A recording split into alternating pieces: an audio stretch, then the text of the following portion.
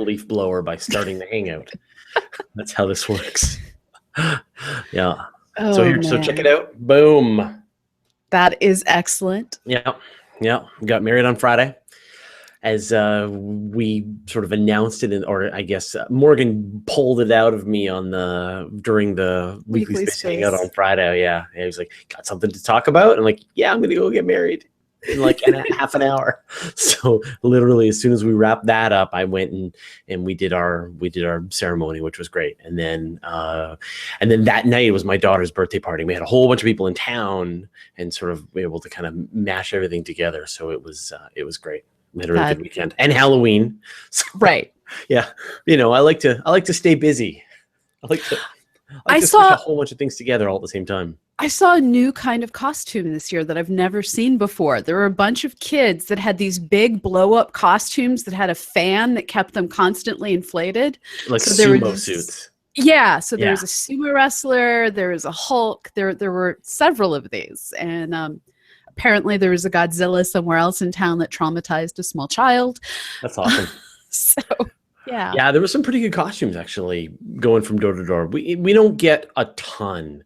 Like we go through 2 boxes of treats. Yeah. What happens Halloween here. This was the first time we didn't run out of candy, and I had over 600 pieces, and I was militant on the 1 candy per child rule.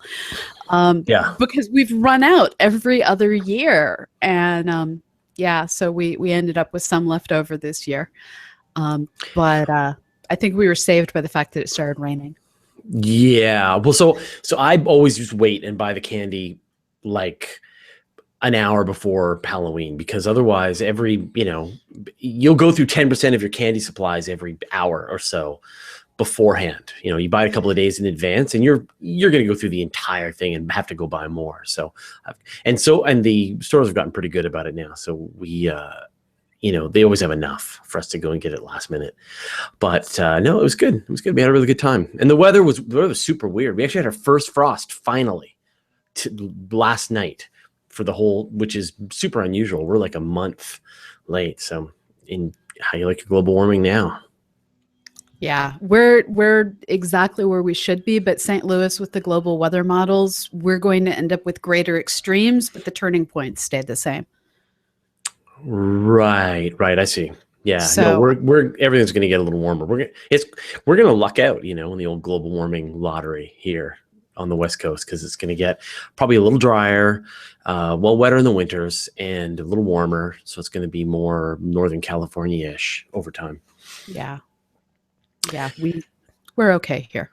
Let's do an episode of Astronomy Cast. We probably should. Wow. We suddenly jumped from 6 to 32 viewers. Yeah.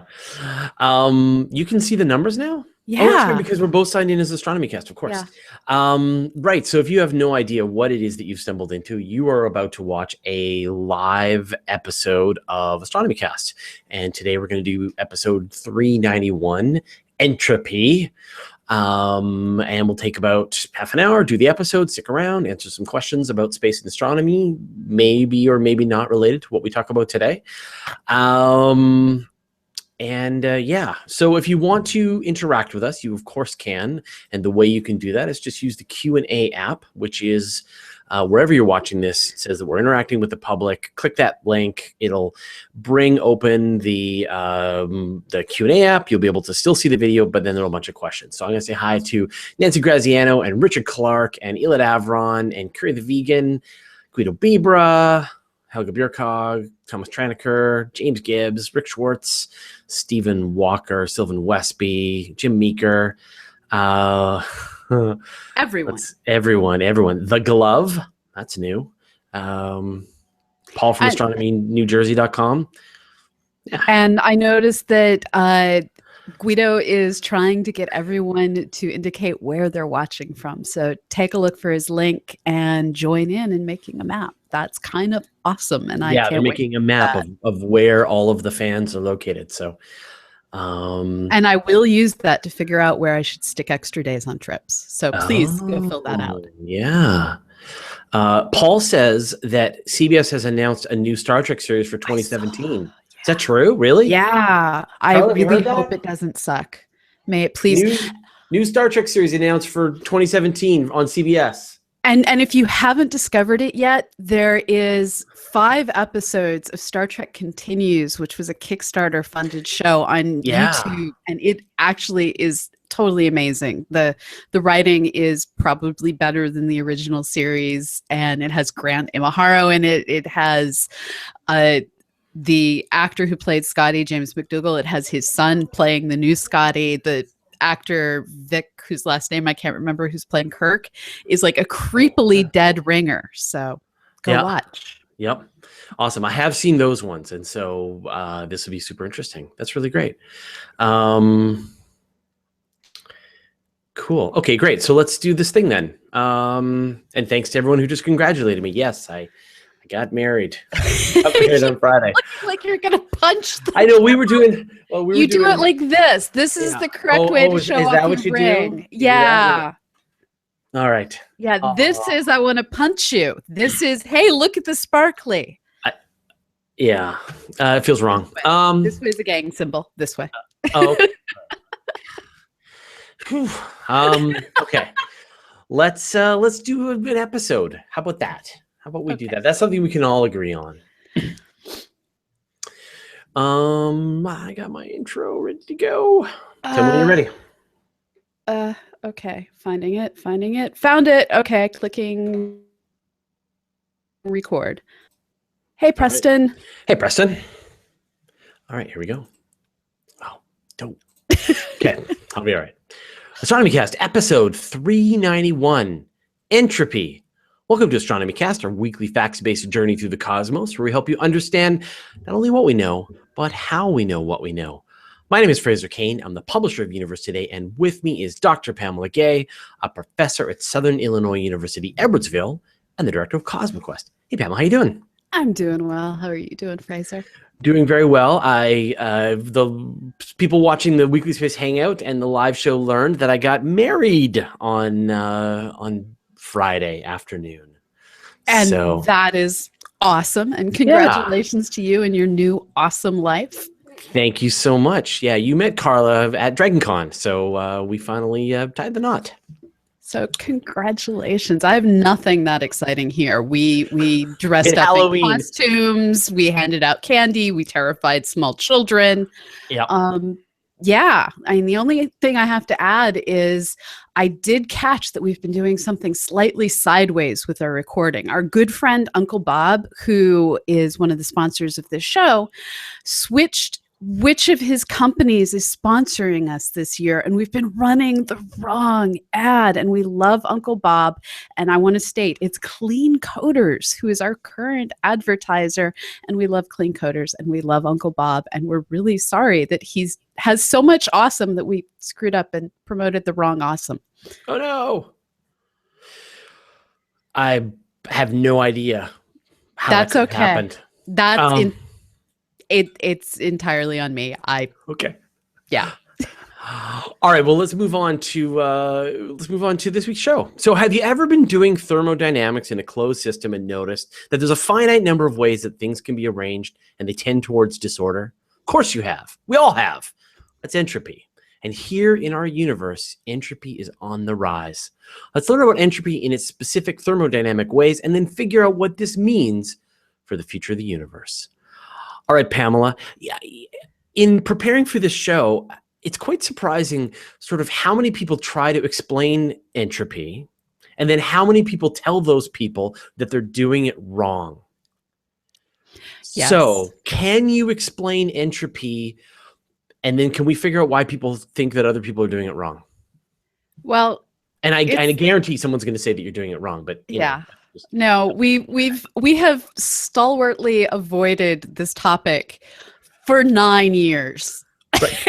And you called me on it last episode or 2 episodes ago. Yeah. Haven't we ever done entropy? Oh, no. It's like centripetal force, right? Like, I'm good with that one. That one's fine. Yeah. Okay. All right. Well, here come the pedants. So entropy is scientifically the way we describe how well we understand a system. So if you look at an atom, if one of its electrons got itself into a higher energy level, you have to describe the energy required to get it there. You can describe its spin. You can describe all of these little tiny factors. But if it's in its lowest energy level, suddenly the amount of different things that could have gotten it there are so much higher that actually is harder to describe. So you have more unknowns, and the fact that you have more unknowns means that it has more entropy. And this really makes very little sense when I first say it, but sadly that is reality. It's one of those things in science that our stomachs go, no. Another way of looking at this is if you have a frozen ice cube and you stick it on your counter, that frozen ice cube has one set of energies. The waters are all locked up in a certain way in a very specific shape. And then the room around it has gas and heat and molecules and stuff and things that are presumably warmer than the ice cube in this particular example. And over time, the energy in the room will go into that ice cube. And as the energy in the room drops, the entropy in the room drops. But in that frozen blob, as it melts, as more and more disorder goes into its system, as the atoms start to go into a variety of different states that can't be precisely defined the way they were when they were frozen, the amount of entropy in the ice goes up, and it actually goes up more than the amount of entropy in the room went down. And so in the room's energy melting that ice cube, it increased the entropy for the room plus the ice cube that is no longer ice. Right. And so one of the important things when you're thinking about entropy is that you need to consider it in terms of a closed system, right? And so in this case, we're thinking of the room, which also happens to contain the ice cube. And that's the entropy that is sort of moving, tending towards increasing, right? And a lot of times this is looked at in terms of the energy in the system. The history of where the idea of entropy came out of was actually the way people were trying to understand thermodynamics in the late 1800s, where they were looking at the relationships between pressure and volume and temperature in a gas and starting to define heat engines and idealized systems such as what's called the Carreau cycle, where a gas will expand and contract as you change the temperature, but it actually does this in a variety of different steps as the system outside the gas does work on it, and then as the gas does work on the system outside of it, as it expands into that system, pushing out, and then as it contracts, allowing the system outside to push in. In order to try and explain all of this, they came up with this concept of entropy, where as the system expands out, the entropy changes, and as it expands back in, the entropy changes again. But and for thermodynamics and for doing the kinds of math that's required to get you through understanding what's going on in the system, that's one thing. But entropy has become this kind of catch-all way of describing like chaos and disorder and things falling apart. So, and that's where I think a lot of people go wrong, right? Yeah. And so you'll hear things like human beings must defy entropy because we create order out of disorder. Well, we put a lot of energy into the system when we do this. And so this is where you have to look at the whole interplay. So one of the standard examples that people use is if you grab a piece of wood that is a well-ordered state, that is well-defined, and by being able to define the different states as locked in, it's low entropy, and then you burn it, you release that energy that was holding the molecules and chemical bonds all together, and the entropy in that system goes down because now things are in more of a chaos.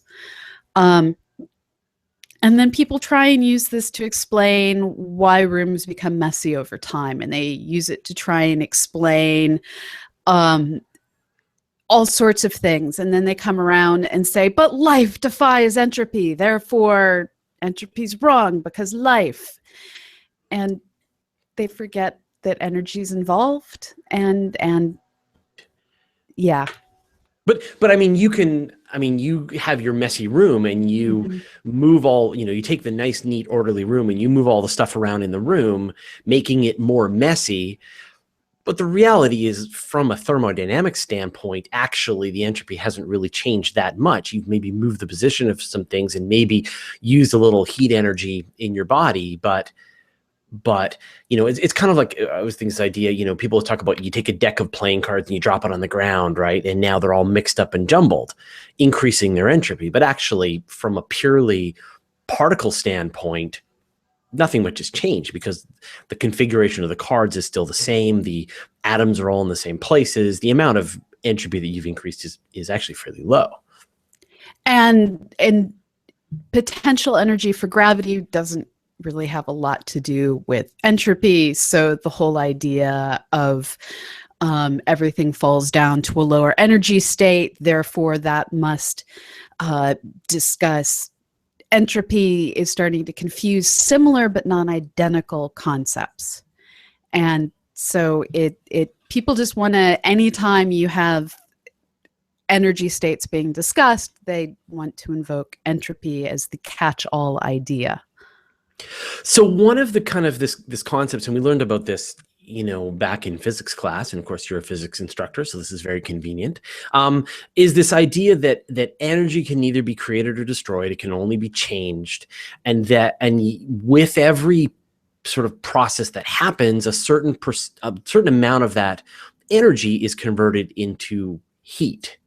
And bringing back the thermodynamics. So how does the sort of this transfer of heat play into or be part of this concept of entropy, right? How, where the heat is kind of more and more of the energy or is becoming, can't be used for work, right? As it turns into heat. So when you start trying to talk about entropy, this is where you get into this really confusing temperature versus heat discussion. And this is one of those things that is really at the root of why I have avoided discussing this for so long. So one way to think about it is, if I have a metal rod that is exposed to one temperature on one end, so I am adding energy to it on one end, and the other end is a cold reserve. So that means the other end has like ice cubes on it or something. Then what you will have is that high temperature heat reserve will cause heat to move along the pipe. Energy is trying to bring the system into equilibrium. And that idea that you have this change in heat and you have two things at different temperatures, it's in trying to discuss temperature versus heat that leads to a lot of chaos. Right. And so then that's a great segue. So can you talk about this kind of the chaos, right? How does that play into this concept of entropy? Well, in this case, it's emotional chaos that I was referring to rather than chaos theory. Oh, I see. The emotional chaos. But the concept of disorder, right? Chaos and disorder. So mathematically, chaos is very specific, and we're not going down that particular rabbit hole in this episode. But in terms of order versus disorder, what is being discussed is there are certain states where, in order for the atoms and molecules in them to be in that state, their state has to be extremely well defined. And that extremely well-defined, this must be up, this must be down, this must have this energy, this must have this energy, for instance, with degenerate gases. This extremely well-defined state, this phase of matter in some cases, as something goes from a solid to a liquid to a plasma, this well-defined state is part of what entropy describes. So when you have something that is a solid, it has a lower entropy than when it becomes a gas. And so as you go from phase state to phase state, the entropy in the system, how well defined all of the aspects of the system are, changes. And entropy isn't an absolute construct in thermodynamics the way, for instance, a joule is in most cases. So I can say if I'm going to exert this much force, it's going to have this many joules of energy that is required to do that. With entropy, it's more until you start getting into statistics. With regular everyday thermodynamic entropy, where we started defining it, it's more a matter of if one observer looks at one set of variables, they're going to get one entropy. But if when you're doing your experiment, some other observer uses a different set of variables, they might see different changes in the entropy based on what variables they're using. And also, I guess, what they consider to be the closed system, right? Like Right. if they're just looking at the metal bar, for example, and you're considering the whole room, then where that entropy is could be vastly different. And this is where you start looking at defining your closed systems and what defines your borders. And you have to have a closed system, but you can have closed systems inside of one another. So it gets tricky. And you can't practically, physically have an actual closed system in this universe, right? Well, for thermodynamics, you can get pretty darn close with good insulation. So there will never be a perfect Corot cycle where everything is perfectly conserved, but you can get fairly close. And we like spherical cows, although instead of spherical cows, we should probably discuss like spherical dogs, because those actually happen. What? What are you talking about? So in physics, I was trying to make a joke. Secret cow or something? Okay, okay. So in physics, we always make jokes about using spherical cows because it's easier to calculate if it's a sphere than if it's actually cow-shaped. Cow-shaped, right. And then the joke was made when it became popular to groom dogs so that they have perfectly spherical anatomies, that we should start using spherical dogs instead because they actually exist. Right. So it was a bad joke. Right. I understand. But the joke, let's see if we can pull this together. So if I understand correctly, the joke is like, let's not calculate with cows based on they actually are, as opposed, let's instead calculate using a shape that's a lot simpler for the math. It doesn't matter what shape the actual cows are. Right. And with thermodynamics, we make assumptions all the time. All the time. Calculations, rational. And so, how does that lead into, like, I don't know about you, but I sure get a lot of emails from people who are certain they've come up with a perpetual motion machine, right? And this is, the laws of thermodynamics are what they're fighting against. And this is where the actual system is always going to be slowly losing energy.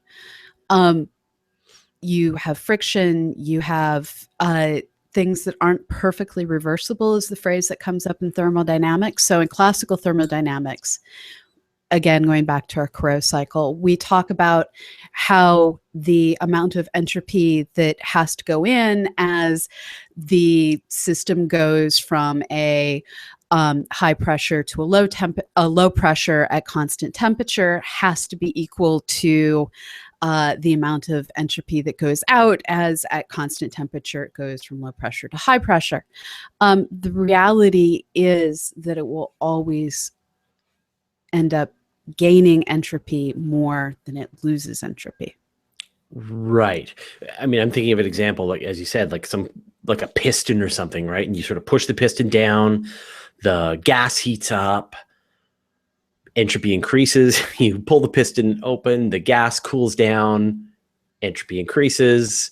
Like that one, you can't get away from it always moving in that one direction. There's going to be friction in the system that generates heat. This is one of those problems, and that extra heat comes out of the system and radiates away. Everything has something wrong in how it functions in the practical realities. And so we're just stuck with entropy always goes up. Now, there is one closed system that is completely closed, we assume, and that's the entire universe. Which may be infinite, which is a special sure. kind of not actually quite closed. But we're going to pretend that we don't know that. Right. Either way, I don't know what you do with entropy in a closed system when that closed system is infinite in size. But I mean, let's even just assume that the universe is finite for now. So how do physicists think about entropy on that largest scale? This is where you have where I said earlier that an atom in its lowest energy state actually has maximum entropy, because there are so many different ways that it can be in that lowest energy state. And by having all of these different ways, this unconfined way of being in its lowest state, it has maximum entropy. And so, sorry, just before you continue. So if I imagine an atom in its maximum entropy state, what's it doing?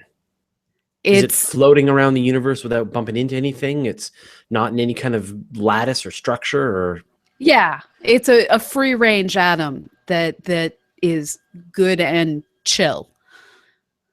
Right. But in order for something to be in a Bose-Einstein condensate or something crazy like that, it has to be locked into specific energy states. So I'm not talking about absolute zero here. I'm talking about unconfined lowest energy state. Okay.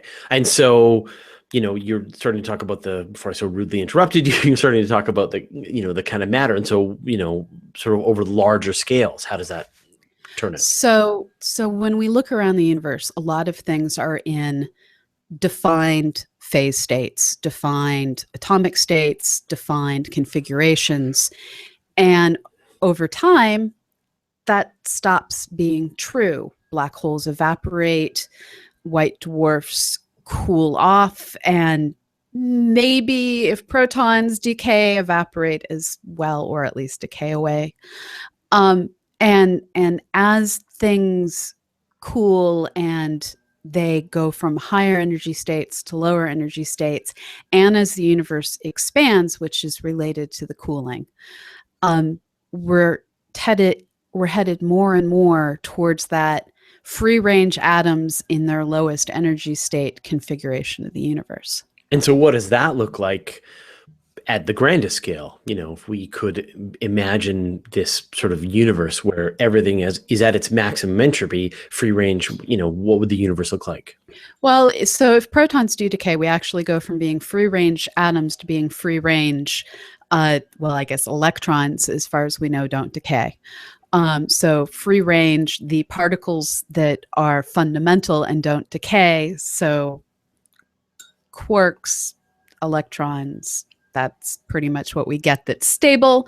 Everything else is unstable. So we're looking at a very boring universe of random particles in basically a sea of vacuum energy. At exactly the same temperature. Yeah, everywhere. Right. What do you think that temperature would end up being? Would it essentially be just shy of absolute zero? Well, you can't get to absolute zero because that requires confining the atomic states so that everything stops or goes close to stopping. But yeah, it's going to be cold. It's just not going to be absolute zero cold. It's funny when they call it the heat death of the universe, when it's actually the opposite of heat. Imagine like everything getting cooked when you hear the heat death. Well, I think it comes from, if you remove heat from the system, everything dies, but it is a confusing phrase. So we have the cold death, but it all comes back to Robert Frost, by fire, by ice. Everything's gonna die, and it's an icy death that we refer to as a heat death. So when would we see the heat death, the maximum entropy of the entire universe? It all depends on if protons decay or not. And this is one of those big confusing things in physics. When I started studying physics, everyone was like, yes, we know that the proton is going to decay into a different thing. It's going to decay into energy, basically. But we keep watching for this to happen. We keep watching for the telltale flashes that are consistent with it happening in some of the super sensitive underground experiments that are going on, similar to the ones that are looking for neutrinos. And we keep not seeing protons decay. And we thought that they probably decayed in about 10 to the 30 years, which means that if you watch 10 to the 30 protons for 1 year, you should see one decay. And we haven't seen any decays. So last time I looked, they pushed it out to stable for at least 10 to the 33 years. And every time I look, they've pushed that number out a little bit further. So it's looking more and more like our whole notion that protons decay is wrong, in which case the heat death is going to be a bit less dramatic. But whenever and however it occurs, we're looking at trillions and trillions and trillions and trillions of years in the future. And so if protons don't decay, then you'll just end up with protons, balls of protons. You'll still have atoms. I mean, so the cool thing is that with the expansion of the universe, in all likelihood, most stuff will end up eventually wandering close enough to a black hole that it falls in. But then the black holes will start decaying. And so what you're left with is the energy that's given off by the black holes and then anything that didn't fall in. So there's the potential that there's going to be like the random neutron star that avoided death. There's going to be the random, very, very cold white dwarf star that avoided falling into a black hole. And who knows, there might even be the rogue planet or other miscellaneous piece of mass that simply became very cold, very cold. Cooled down to the background temperature of the universe. But if protons don't decay, there might be random bits of mass that avoid the statistical probability of falling into something. Right. And you could then imagine some far, far distant future when two of those objects crash into each other. And for a moment, a little bit of thermodynamic work is getting done. Until even those blips are removed. It's a very sad and depressing end to the universe. It's funny though. I wonder why, when we think of the options we have available to us, where the universe tears itself apart, or the universe crashes back in on itself in some kind of fiery ending, or this one. This one seems like the sad one. But it's human beings want steady state. We want a universe that goes on forever, that allows every civilization to build mega structures, not necessarily just the one around KCS, whatever. Yeah. And the truth is that eventually all the civilizations are going to have to die. And the idea of a dramatic death by rip or dramatic death by crush is so much easier to think about than the slow running out of energy and being the last one alive. Yeah. I hope everyone has a happy and cheerful day. Thank you, Pamela. The universe is going to kill us, all of us. Yes, of course. Yep, in the end. Thanks, Pamela. Thank you. All right. Save. And I won't upload until after. Yay. Episode 391.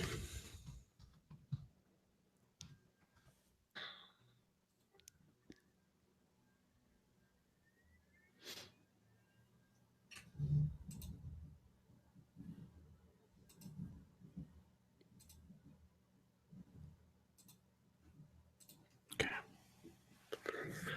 I am safe.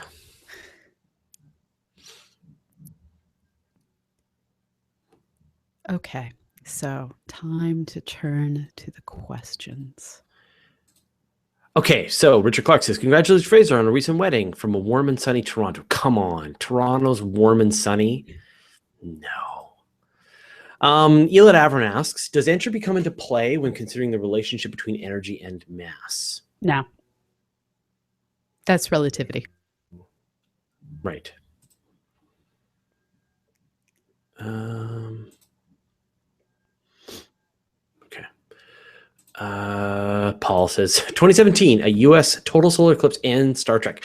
Speaking of total solar eclipse, remember 2017, make plans to go somewhere to the United States and watch the total solar eclipse. I know I will. We are going to have something here in the St. Louis area that it's on my calendar. It's going through your backyard. Pretty much. We're at 99.9 something in my yard, and if I drive 10 miles, it's in totality. So I can like bike ride to totality. Yeah, that'd be awesome. The Eclipse viewer manufacturers reached out to me, and so someone sent me a big sample set of Eclipse glasses. So, yeah, I have those on the way as well. Yeah, so I don't know, maybe we can get something done for Astronomy Cast and figure out a way that people can, we'll come up with a way you guys can all get them cheap, and we can get them out to you as soon as, so you've got time to make sure you've got, because man, nothing would suck than being out there eclipse happening and you not being able to like watch it with your eyeballs. And I suspect that we'll work with Astronomers Without Borders who already have the infrastructure to do that. Yeah.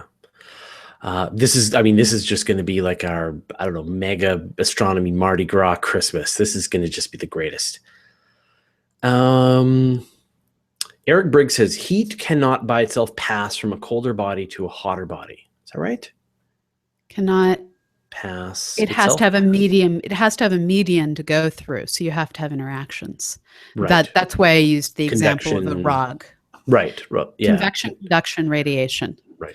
So you either have to have photons going from point A to point B, you have to have molecules in contact, or you have to have bulk motion of particles from one place to another. Thomas Traneker says, "Is Fraser really married? I don't see a black eye. Is that how that works in Europe? I don't know. It's a lot less dangerous here in Canada." David Joseph Wesley notes, "Entropy and Ivory, a rejected Weird Al song."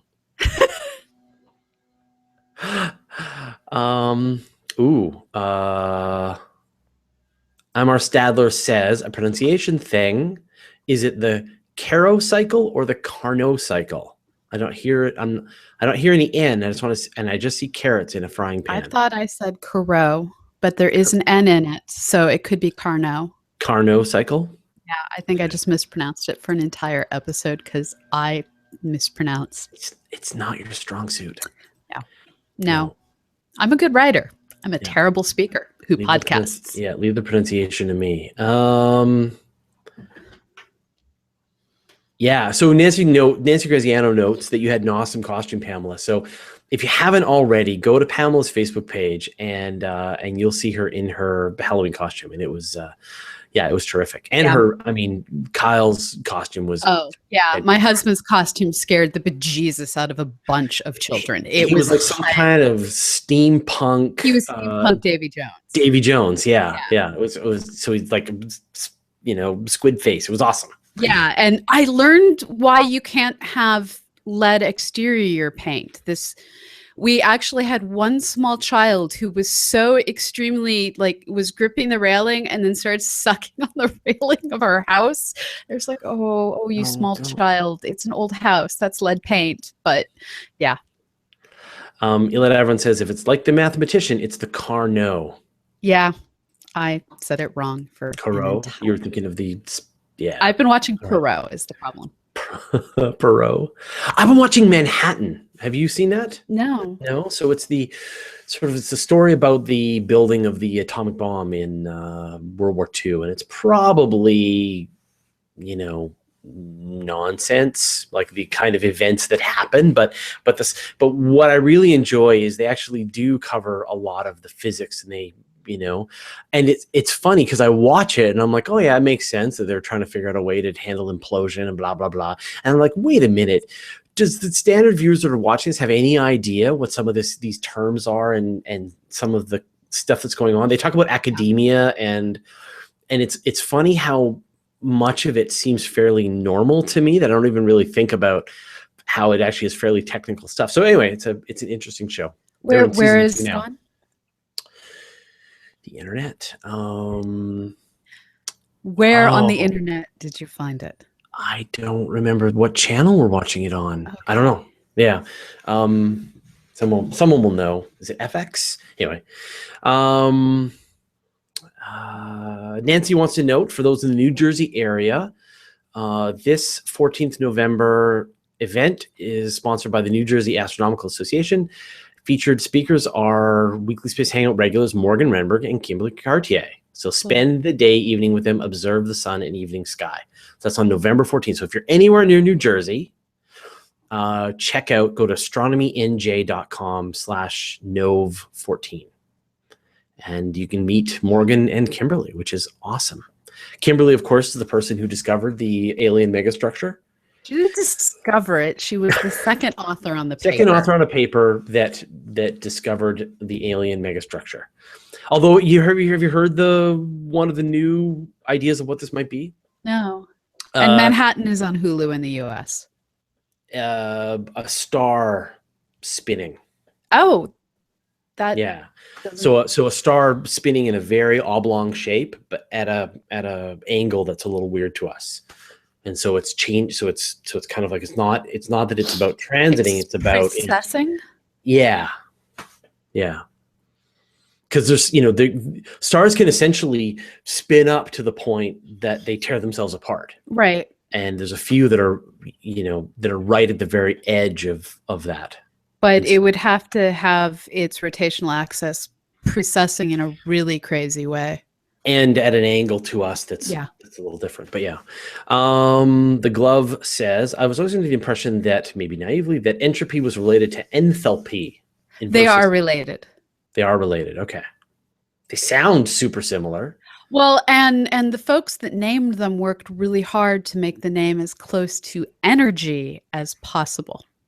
So enthalpy is the thermodynamic potential of a system, which conveys its ability to conduct heat to something else.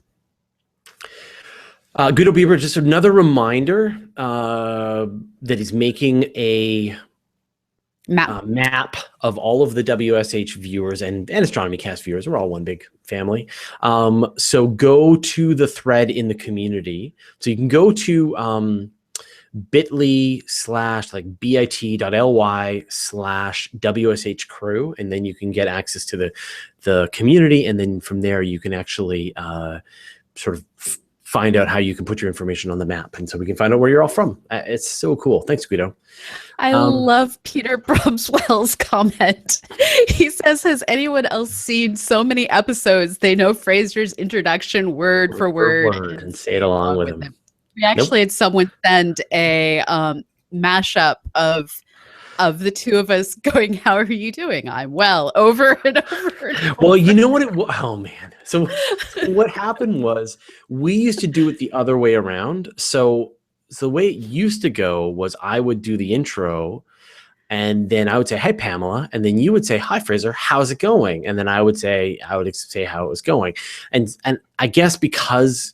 And then I would answer, and how many ways can you answer? 300 ways.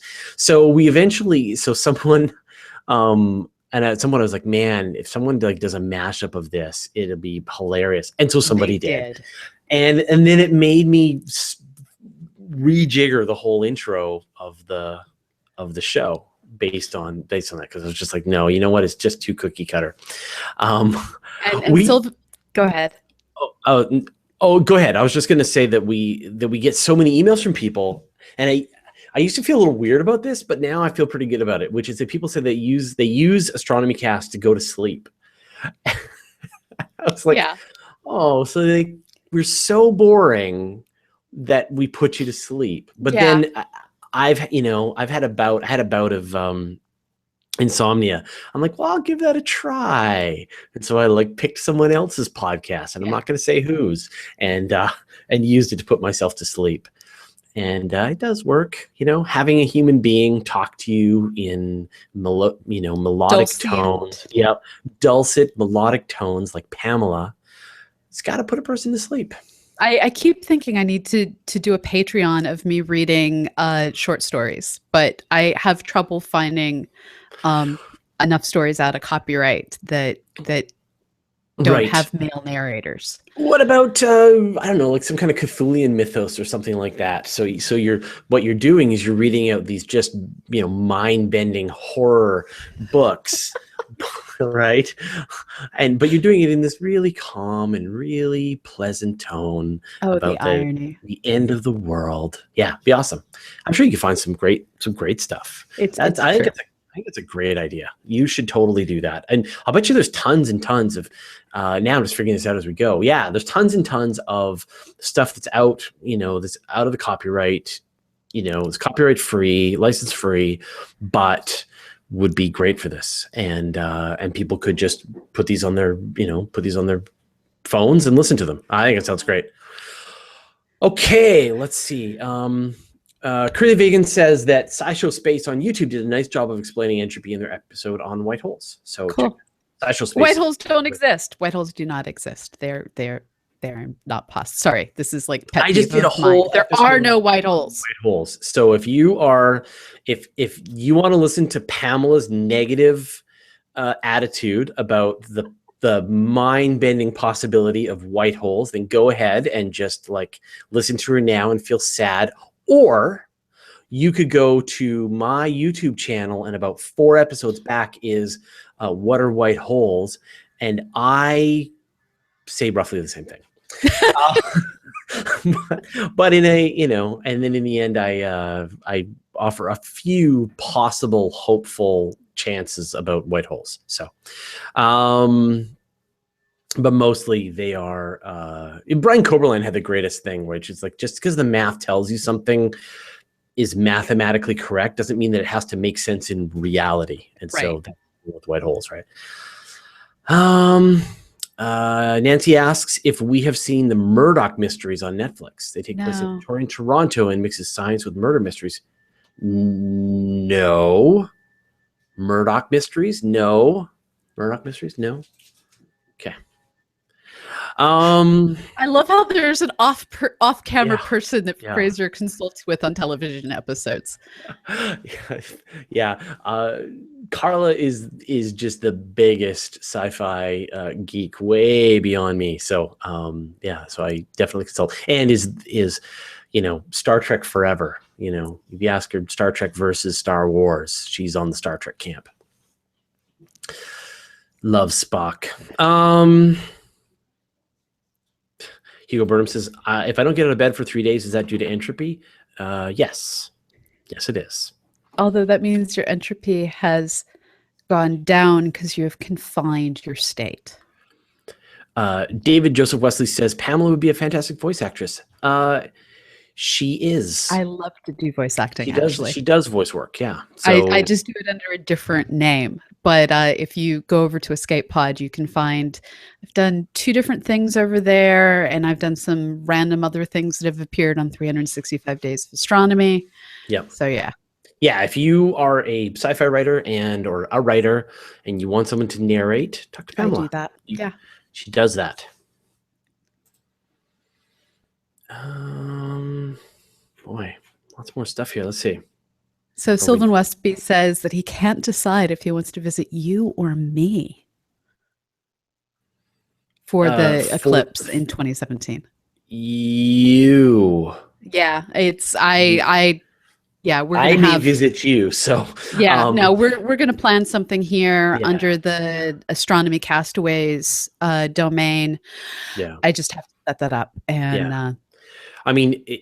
My default plan right now is to go to Eastern Oregon, which is sort of the closest place for me to go to that's going to have the best chance at having nice, clear skies in August. But I mean, August in North America is the best time for this. So, you could go anywhere along that whole pathway. But that's where I'm thinking I would probably go. But if we do think to do something in St. Louis, then maybe we'll do that. So, okay. It's too far into the future for me, although it's coming up quick. Well, you know what I want, right? I want a orchestra. I want someone to write an orchestra specifically for a total solar eclipse. I'll talk to David Wesley. He's awesome, and maybe we can convince him to do that. And I want someone to then play live while we're watching the eclipse. I'll talk to David Wesley. Won't that be awesome? Right? Has anyone done this? Not exactly. There have been astronomy events tied with summer symphony concerts, where you have the summer symphony concert, and at the back you have all the telescopes set up. Yeah. No, I want some famed composer to come up with, and then it can just be a thing, right? Whenever there's a solar eclipse, people can do can play the concert, can play the eclipse concert. It can be really short, right? It's only 6 minutes. And we have time to kickstart this between now and then. So there we go. So my original hope was, and then I had a realization that I can't read maps. So the town of Cahokia is in totality. And I was like, we can go to the Cahokia Mounds, which is a UNESCO World Heritage Site, where they have Woodhenge, which is an ancient Mississippian people astronomical tool. And I was like, it would be so cool to be at the top of Monk's Mound watching the eclipse. And then I realized the Cahokia Mounds is not in the town of Cahokia. And I was sad because Cahokia Mounds are in Collinsville, which is at like 99.95% totality. Ashwin Riggerman asks, it's great that you do the Hangout on Mondays. They make my Monday afternoons a lot better. I wouldn't do it on any other day. Also, speaking of any other day, I think we're going to have to do it on Tuesday next week. Yeah, so, next week we're on Tuesday. I will be giving a talk at Illinois College on Monday and at Rochester Institute of Technology on Thursday. And due to travel, I'm only available on Tuesday. I'm sorry. Okay. And also, can you do an entire show on the exciting possibilities of the James Webb Telescope? We will, but we're kind of waiting for it to launch. We have a policy of telescopes are dead to us until they launch and have first light. I had a telescope that I needed for my dissertation blow up on launch, and since then I've had this policy, and it's kept me much saner. Yeah, it's it's like a weird superstition. If we talk about a telescope, then we explode it. And they named it before launch, and that's like not something you're supposed to do. Yeah. Everyone says, I didn't want to say anything, but I use it to sleep too. It's just that your voices are so soothing. That's all right. Well, like I said, we now take it as a compliment. We thank you for choosing Astronomy Cast to go to sleep to. All right, let's wrap this up. So, Pamela, once again, thank you so much. Everybody watching the show, thank you so much. Just a reminder to everyone who is a part of the Weekly Space Hangout crew, we have the new Trello board where we post all the stories we're going to talk about for the Space Hangout, and you can both suggest the stories and you can also vote. So once again, go to the WSH crew, Google Plus community. There's all the instructions on how to do that. We're trying to make it so that really the fans are the ones who are choosing the lineup of the stories that we'll be talking about. And probably half the stories we talked about on this week's show were based on your suggestions and then ranked by your votes. So we're trying to kind of continue this process. So if you haven't already participated in this, go to the WSH crew community and get involved. All right. Well, thanks again, Pamela. And we'll see you on Tuesday next week. All right. Thanks, Pamela. Okay. Bye-bye.